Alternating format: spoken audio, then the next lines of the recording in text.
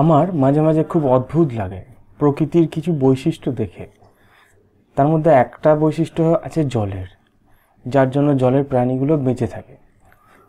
শীত প্রধান দেশে যেখানে বড় বড় লেক আছে, যেখানে খুব ঠান্ডা পড়ে, সেখানে প্রায়শই দেখা যায় যে শীতকালে লেকের ওপরটা সব বরফ হয়ে গেছে, কিন্তু তা সত্ত্বেও লেকের ভেতরে কিন্তু মাছ যারা থাকে বা জলজ প্রাণী যারা থাকে তারা কিন্তু বেঁচে থাকে। এখানে জলের একটা বিশেষ বৈশিষ্ট্য থাকে, তার জন্য কিন্তু মাছ বা জলজ প্রাণীরা জলের মধ্যে বেঁচে থাকতে পারে। তো এই বৈশিষ্ট্যটা বড় অদ্ভুত এবং আমাকে বিশেষভাবে প্রভাবিত করে। এমনিতে সমস্ত বস্তুই ঠান্ডা করলে তার ঘনত্ব বাড়ে, মানে সেই বস্তুটা আস্তে আস্তে ভারী হয় যত তার টেম্পারেচার কমানো হয়। জলের ক্ষেত্রেও তাই হয়, জলকে যত ঠান্ডা করা হয় জলের ঘনত্ব আস্তে আস্তে বাড়ে।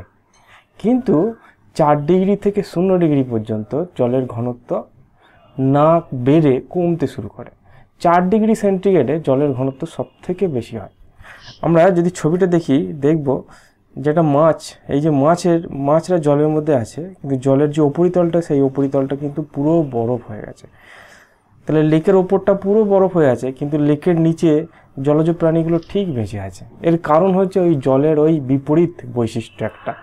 4 ডিগ্রি থেকে 0 ডিগ্রি পর্যন্ত ঠান্ডা করলে জল ভারী না হয়ে জল হালকা হয়। তার ফলে কি হয়, জলের ওপরি স্তরটা বরফে পরিণত হয়, কিন্তু সেই বরফ যেহেতু হালকা, 4 ডিগ্রি সেন্টিগ্রেড অনুযায়ী 4 ডিগ্রি সেন্টিগ্রেডের যে জলের ঘনত্ব তার থেকে অনেকটাই কম, তাই বরফ উপরে জলে ভাসে, কিন্তু বরফের নিচে জল কিন্তু জলের মতনই থাকে।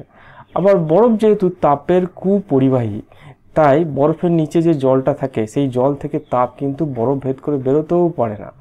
পরে ভেতরকার জলের টেম্পারেচার 4 ডিগ্রি সেন্টিগ্রেডে থাকে এবং তার মধ্যে প্রাণীগুলো খুব ভালোভাবে বেঁচে থাকে।